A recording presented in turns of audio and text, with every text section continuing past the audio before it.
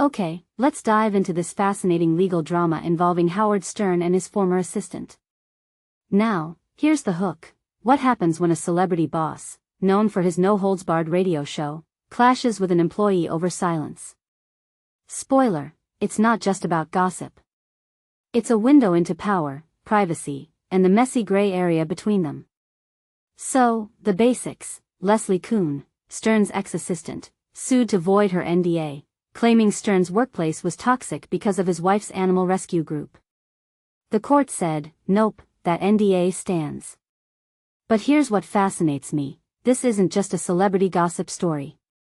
It's about how NDAs are weaponized, or maybe misunderstood, in modern workplaces. Personally, I think we're seeing a cultural shift here. Employees are pushing back against silence, and employers are clinging to confidentiality like a lifeline. Let's unpack the NDA itself. Kuhn argued she never signed the 2025 agreement, but the court pointed to her email saying, "Signed NDA attached." Wait, does a throwaway email line equate to informed consent? In my opinion, this is where the legal system gets shaky.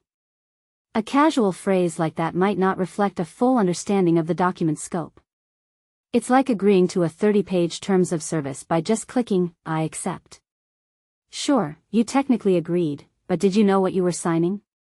Now, Kuhn's claim about the hostile work environment caused by the Stern's animal rescue org. This is juicy, but the court dismissed it.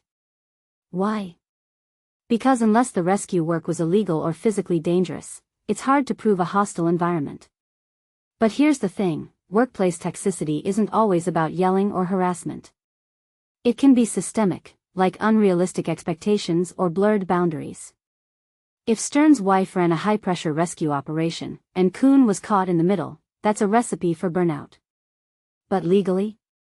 Courts aren't great at recognizing that kind of toxicity. Stern called this a shakedown, a hush-money play.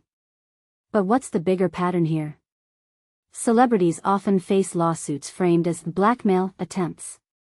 The problem is, when power dynamics are so skewed, how do you separate genuine grievances from opportunism? What many people don't realize is that NDAs aren't just about protecting secrets, they're about control. And when you're a high-earning assistant in a celebrity orbit, that control can feel suffocating. Then there's the tech angle.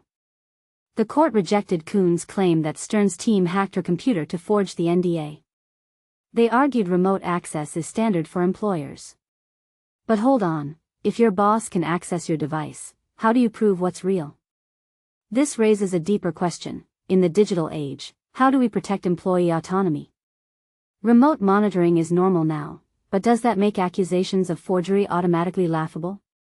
Not in my book. It's a gray area that needs more scrutiny. Finally, let's zoom out. This case isn't unique to Stern. It's part of a larger trend where NDAs are both shields and swords. On one hand, they protect companies from leaks. On the other, they silence employees who might expose wrongdoing. A detail I find fascinating is the $190,000 Kuhn earned in 9 months. That's a lot for an assistant, right? So why sue?